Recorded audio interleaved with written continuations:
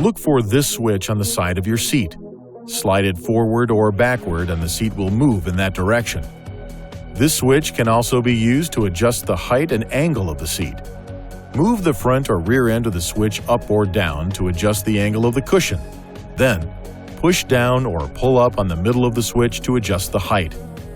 To recline the seat, push this switch backward until you achieve the desired position. To bring the back upright, push the switch forward. The lumbar support feature provides lower back support to the driver. To adjust the power lumbar support, push the front end of this switch to extend the lumbar support or push the back end to retract it. There are multiple ways to fold the second row seat flat for maximum cargo hauling. To fold the seats, lift up on the lever located on the outboard side of the seat cushion and fold the seat.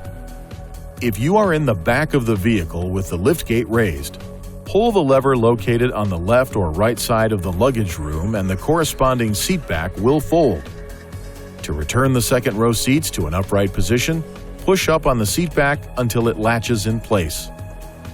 When returning the seat back to the upright position, always be certain it is completely secured in the latched position.